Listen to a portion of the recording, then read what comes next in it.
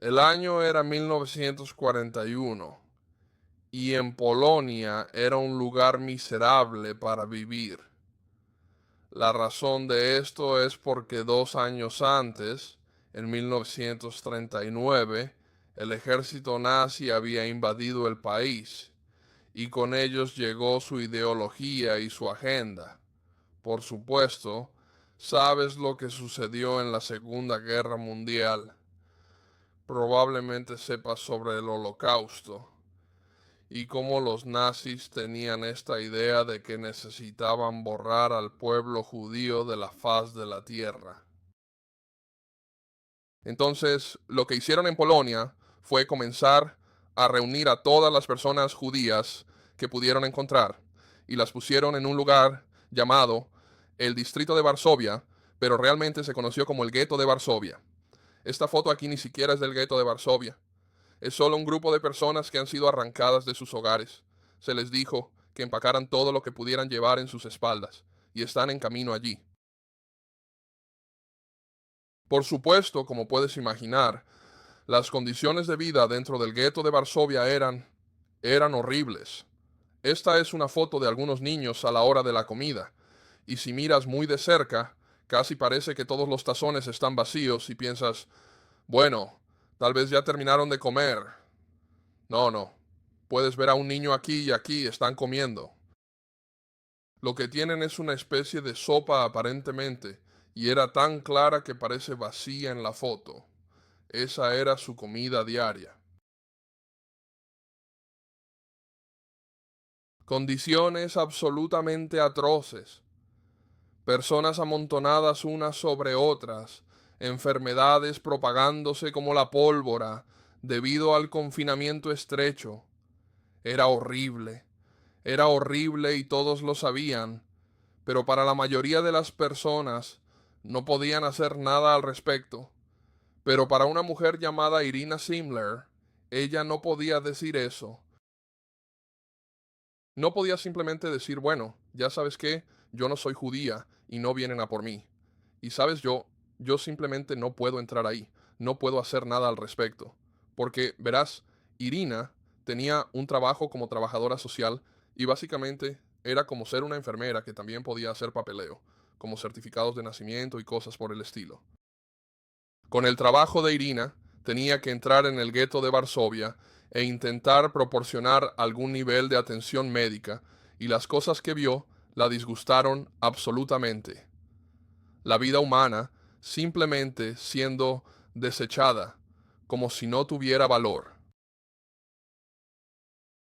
No pudo soportarlo mucho tiempo antes de decidir que tenía que hacer algo. Tenía que hacer algo.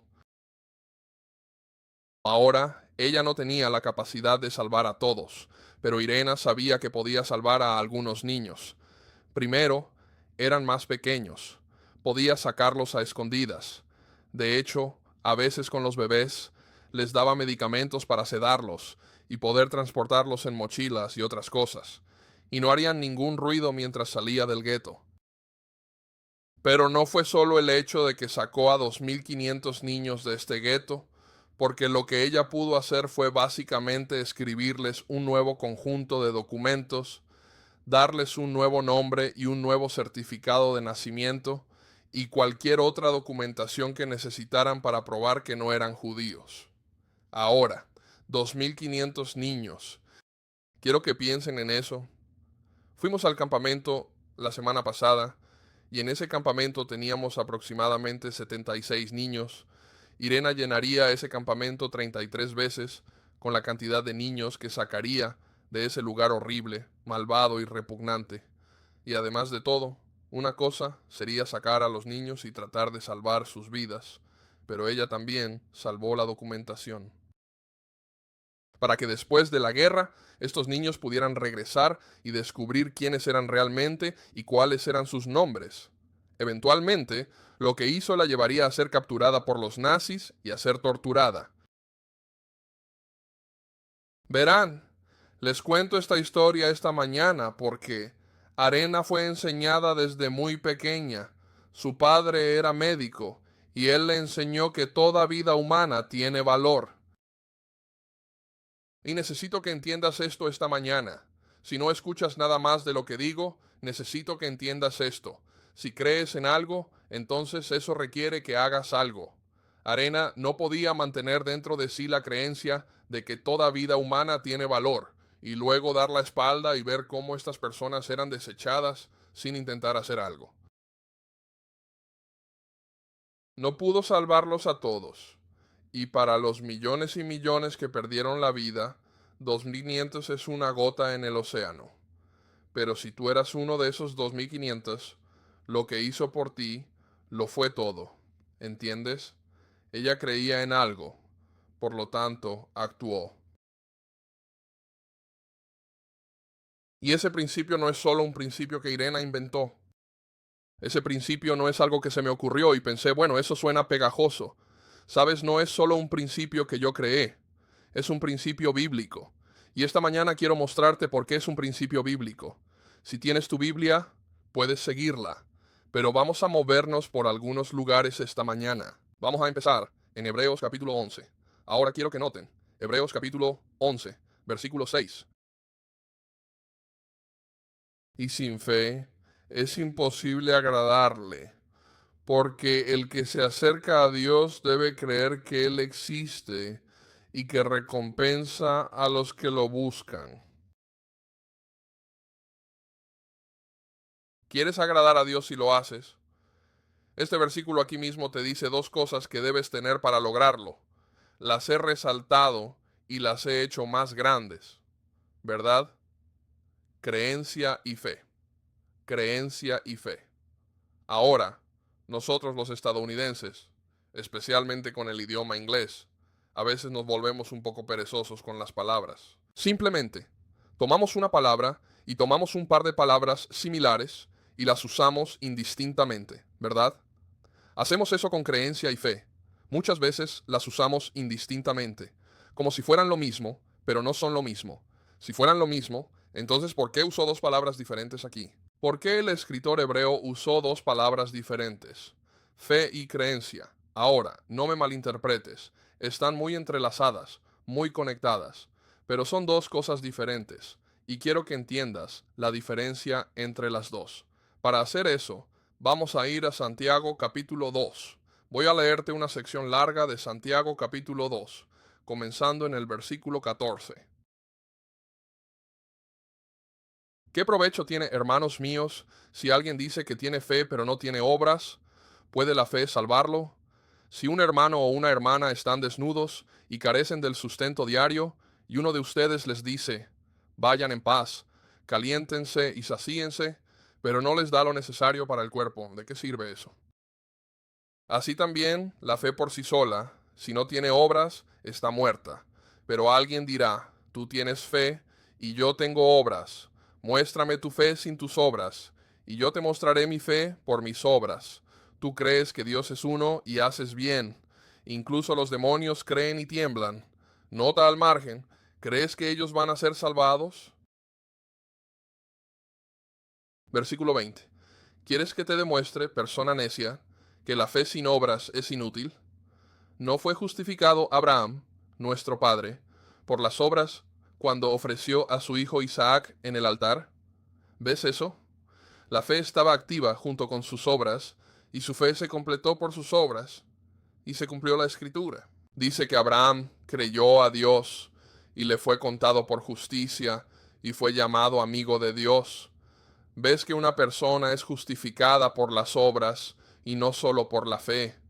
Ahora, hay muchas cosas en ese pasaje, pero quiero que te enfoques específicamente en el final. Abraham creyó cuando Dios dijo, levántate y ve. Abraham fue cuando Dios le dijo, ve y sacrifica a tu hijo en la montaña. Y hablamos de esto antes en el versículo 5 de Génesis 22. Él dijo, el niño y yo iremos a la montaña a adorar y volveremos a ti, ¿verdad? Él va a hacerlo. Quiero que entiendas que la fe es una palabra de acción. La fe es lo que sale de ti debido a la creencia que está dentro de ti. ¿Ves cómo están vinculados? Abraham hizo algo porque creyó en Dios. Y cuando tenemos fe, esa fe tiene que manifestarse en algún tipo de acción. Santiago, Aquí no está diciendo que ganas tu salvación por las obras. Él está diciendo que tienes tu salvación. Crees en Dios, amas a Dios. Por lo tanto, haces cosas que Dios querría que hicieras, como alimentar y vestir a alguien que encuentras desnudo y hambriento. No haces eso para ganar suficientes puntos y asegurarte un lugar en el cielo. Lo haces porque ya estás en el reino de los cielos. Tu fe tiene que funcionar. Si la fe no funciona, no es diferente a simplemente tener algún conocimiento interno.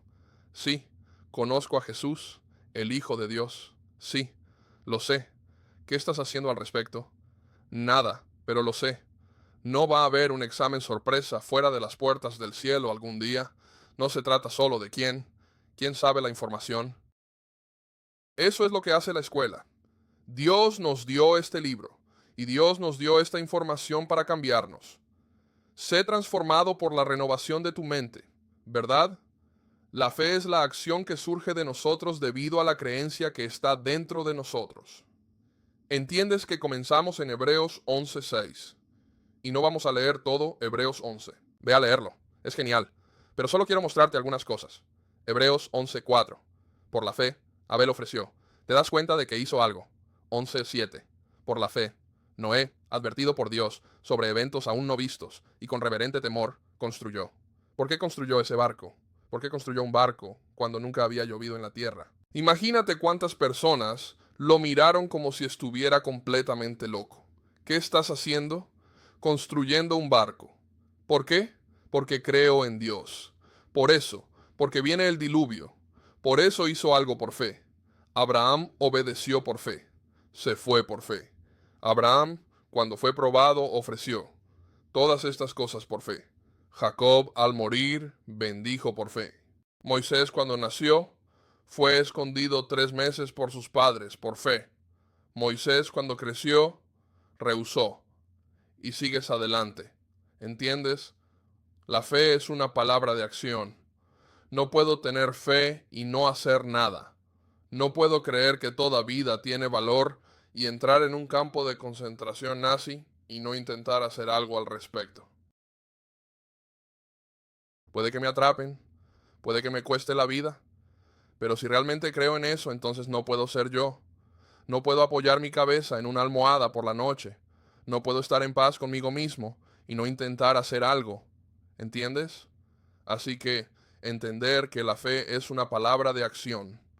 Entender que la fe es la acción que surge de nosotros debido a la creencia que está dentro de nosotros. Ahora, tengo una pregunta para ti esta mañana. ¿Qué crees sobre Dios y qué vas a hacer al respecto? ¿Qué? ¿Qué crees sobre Dios? Me olvidé de una U ahí, ¿verdad? Soy un campeón de ortografía. No, no lo soy. Pero ¿qué crees sobre Dios y qué vas a hacer al respecto?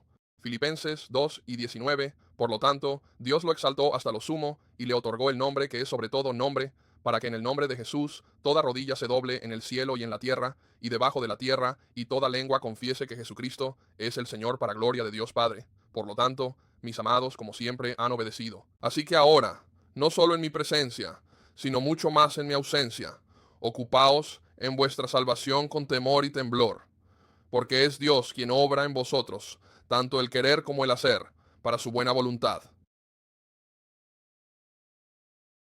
Si crees en ese versículo, si crees en la palabra de Dios, ¿vas a trabajar en tu propia salvación?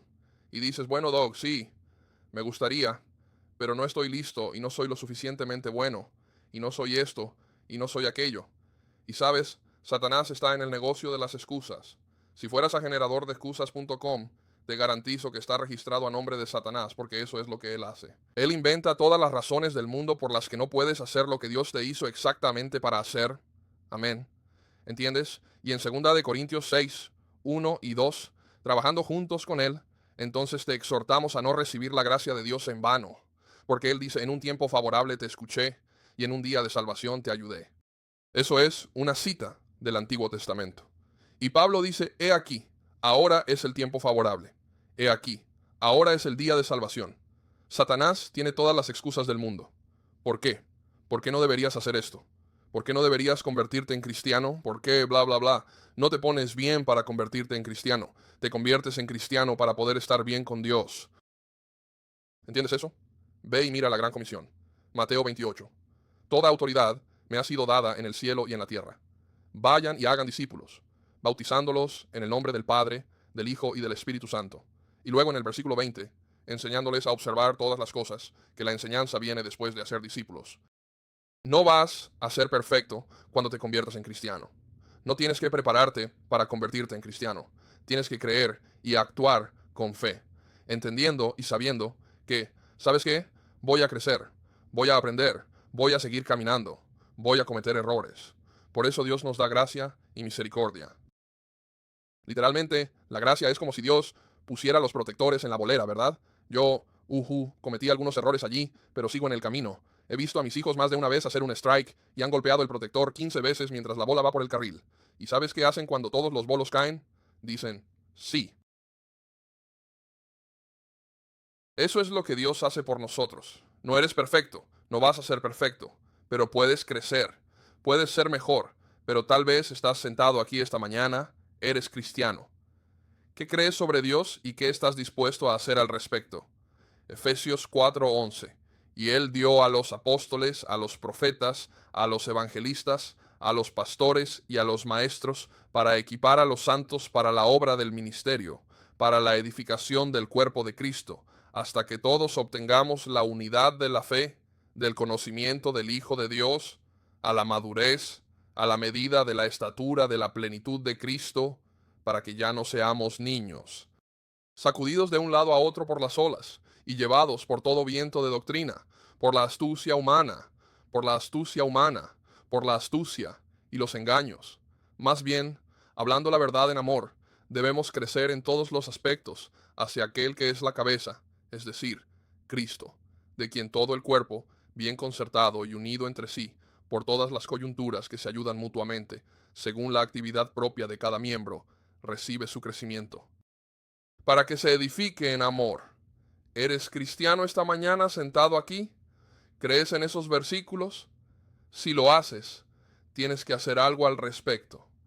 Y te voy a decir, y no te lo digo para ser descortés o grosero, o para ser odioso, pero reunirse una hora a la semana para adorar no cumple con esos versículos. Vayan al capítulo 2 de Hechos y miren los versículos 42 al 47. Esas personas vivían la vida juntas, trabajaban juntas, luchaban juntas, adoraban a Dios juntas. La iglesia no era un evento, era una identidad, era una forma de vida, era una nueva familia, era una nueva comunidad. Y en el capítulo 2 de Hechos hay personas, la razón por la que están vendiendo sus tierras y sus casas y poniéndolas a los pies de los apóstoles, es porque hay personas allí que no van a regresar a casa. Se van a quedar con la iglesia. ¿Entiendes eso? ¿Se supone que debemos adorar? Sí. Amén. Pero, ¿es lo único que debemos hacer? No, no lo es. Si yo creo, y podríamos sentarnos aquí toda la mañana y poner cada versículo de la Biblia, supongo, aquí, y hacer la misma pregunta. Y algunos de ellos todavía necesito mejorarlos. No estoy aquí como alguien que lo tiene todo resuelto. Solo sé que Dios quiere que haga algo. Dios o Pablo plantaron, Apolo regó y Dios dio el crecimiento. No puedo hacerlo todo por mí mismo. Ustedes no pueden hacerlo todo por sí mismos, pero juntos y con Dios podemos hacer todo. Podemos hacer más de lo que podemos pedir o imaginar, porque si lo hacemos juntos, Dios lo hará con nosotros. No sé qué necesitas esta mañana, pero quiero que entiendas que tienes un Dios que te ama, estás rodeado de personas de Dios que te aman, y si necesitas actuar con fe hoy, estaremos encantados de ayudarte, ya sea viniendo al frente, agarrando a uno de nosotros afuera, haciendo una llamada más tarde, pero no te vayas de este grupo de personas amorosas sin ayuda. Si lo necesitas esta mañana, llama a Steven.